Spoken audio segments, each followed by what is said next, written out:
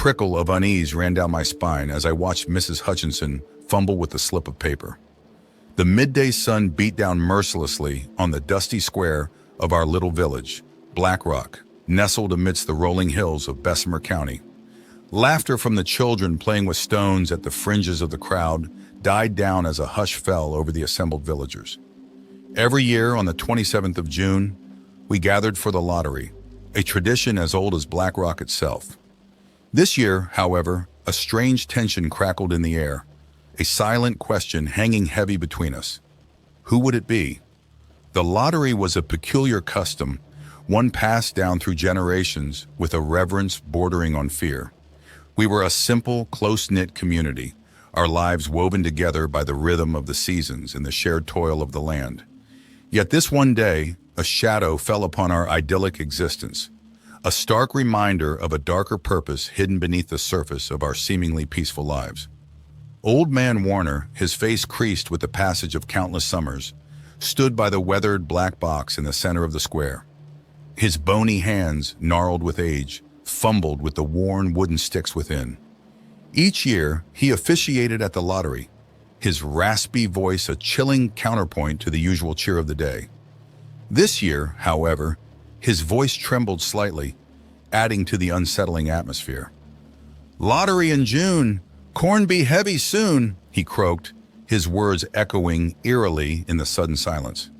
A nervous titter rippled through the crowd, quickly extinguished by a collective sigh. We all knew what came next. The selection process was simple, yet agonizingly slow. Each family head, myself included, drew a slip of paper from the box. A harmless piece of paper, one might think, yet it held the weight of an unknown fate. A single black mark on that innocent slip could shatter the fragile peace of our community. As Mrs. Hutchinson fumbled with the paper, her face contorted in a mask of panic, a horrifying realization dawned upon me. The unease that had been gnawing at me all morning suddenly transformed into a cold dread. This year, something felt different. The usual murmur of conversation, the light-hearted jokes exchanged between neighbors, all were absent. Instead, a heavy silence pressed down on us, broken only by the rasp of Old Man Warner's instructions and the occasional nervous cough. Mrs. Hutchinson finally unfolded the paper, her trembling hand revealing a single stark black mark. A collective gasp escaped the crowd. Her husband, a burly farmer with a perpetually worried frown, blanched. Their teenage daughter, her face pale with shock, let out a choked sob. "It's not right, Anna," Mr. Hutchinson mumbled, his voice thick with disbelief. A flicker of defiance sparked in his eyes, a challenge to the age-old tradition. But it was quickly extinguished. The villagers, their faces grim, exchanged a knowing look. There was no room for dissent in the face of the lottery. Old Man Warner, his voice regaining its usual rasp, cleared his throat. "We proceed," he declared. His words hung in the air, heavy with finality. Mrs. Hutchinson, tears streaming down her face, was ushered towards a large flat stone lying at the edge of the square. The children, their playful laughter replaced by wide-eyed terror, huddled together, their faces buried in their mothers' skirts. The once joyous celebration had morphed into a chilling spectacle, a stark reminder of the dark undercurrent that ran beneath the surface of our seemingly idyllic life. As the villagers, their faces etched with a mixture of fear and grim determination, closed in around Mrs. Hutchinson, a primal scream ripped through the air. It was a sound of pure, unadulterated terror, a sound that echoed across the sun-drenched square and sent shivers down my spine. In that heart-stopping moment, a horrifying question clawed its way into my mind. Was Mrs. Hutchinson the only one who truly understood the weight of that black mark? Or was there something more sinister at play? Something far beyond the confines of our small village and its age-old tradition? The scream hung heavy in the suffocating silence that followed. Mrs. Hutchinson's desperate cry had ripped the veil of normality from our lives, revealing the raw, primal fear that lurked beneath. As I watched the villagers swarm towards her, a monstrous truth began to dawn on me. The lottery wasn't just about punishment, it was about appeasement. But who or what were we appeasing?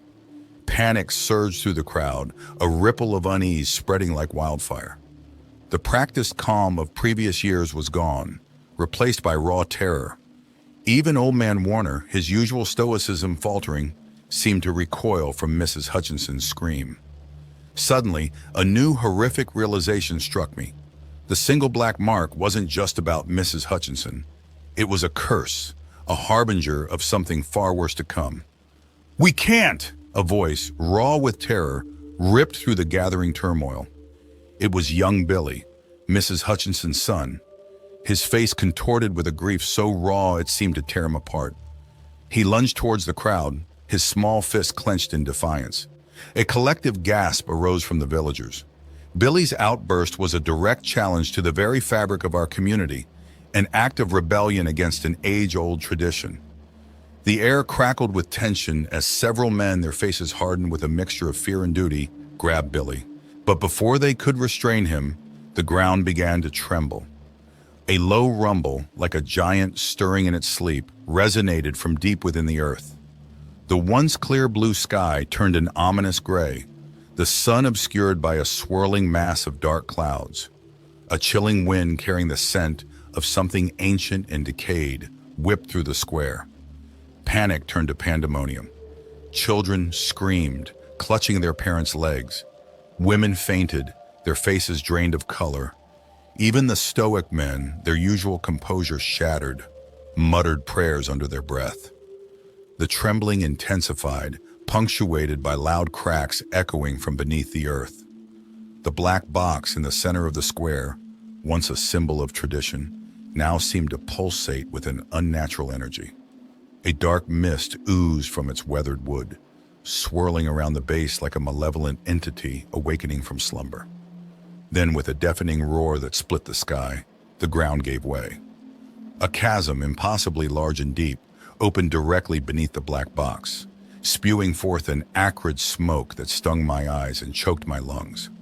From the depths of the chasm, a grotesque serpentine creature emerged, its body a writhing mass of tentacles and glowing eyes.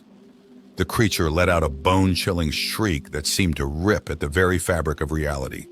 It lunged towards the villagers, its tentacles lashing out with horrifying speed.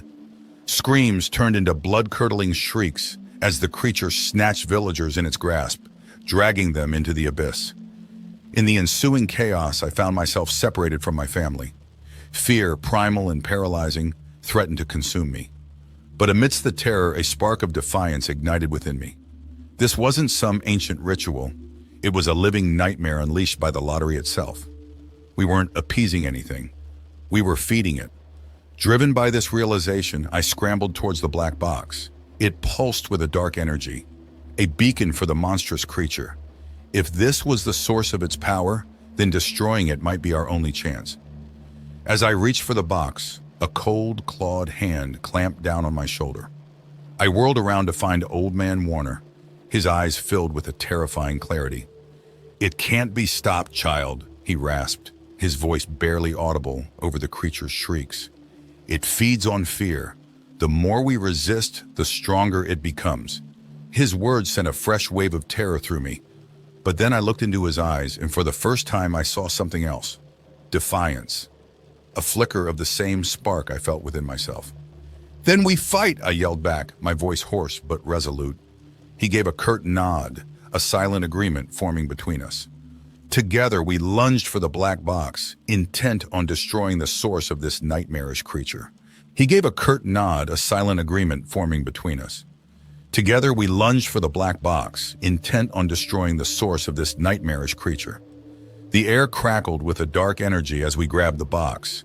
It was surprisingly heavy, cold and slick with a foul-smelling slime.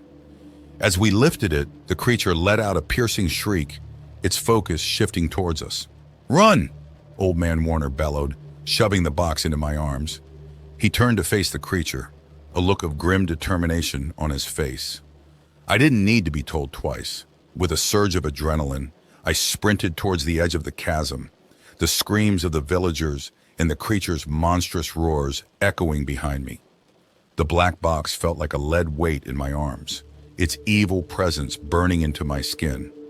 Just as I reached the edge, a tentacle lashed out, whipping past my head with a chilling hiss. I stumbled, dropping the box. My heart hammered in my chest as I stared at it, teetering precariously on the precipice. One push and it would be over. The creature would be weakened, the curse broken. But at what cost? Was destroying the box truly the answer? Memories of past years flooded my mind, the nervous tension, the drawn faces, the unspoken fear.